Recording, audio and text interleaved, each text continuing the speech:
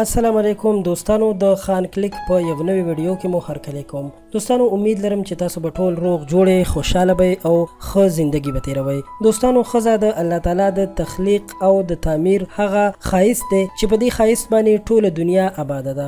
دا رشته نوره هم هغه وخت ښایسته کیږي چې کله ښځه او خاوند په اسلامي او شرعي نکاح سره واده وکړي او د یو بل د ژوند ملګري جوړ شي. دوستانو واده د هر انسان د زړه ارمان وي او هر انسان غواړي چې واده وکړي. خو ځینې نښې او عادتونه داسې هم وي که یو ښځی ولري نو هغه به ډیره زیاته بختوره ښځه وي. دغه نښې او عادتونه کوم دي؟ که غواړئ چې خبر شئ نو دا وړه غوندې ویډیو خامخا تر اخره وګورئ چې له دغه په زړه پورې معلوماتو نه خبر شئ او تاسو ترېنه ګټه واخلئ. خو د معلوماتو درکولو نه وړاندې له تاسو نه هیله لرم چې زموږ چینل سبسکرایب کړئ، ورسره خوا کې د بیل نشان هم ووهئ چې په آینده کې د خان کلیک هره نوې معلوماتي ویډیو تاسو ته په وخت در ورسیږي. دوستانو اوس راځو د خپلې ویډیو اړخ ته.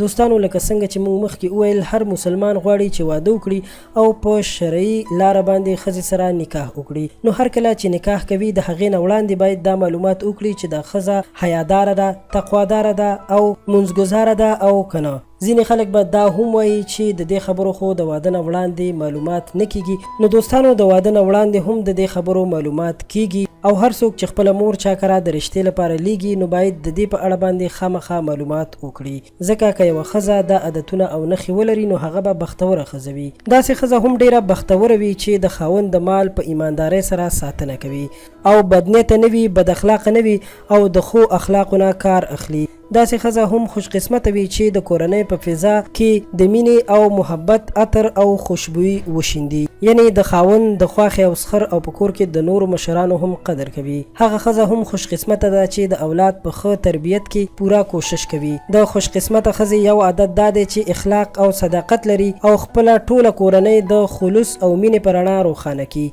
د خوش قسمته ښځې یو عادت دا هم دی چې خاوند سره په هر حال کې خوشحاله وي، د هغه نه ګیلې نه کوي او هغه ته په هر حال کې دعاګانې کوي، یعنی په غریبۍ کې ورسره هم ښه په خوشحالۍ وخت تېروي.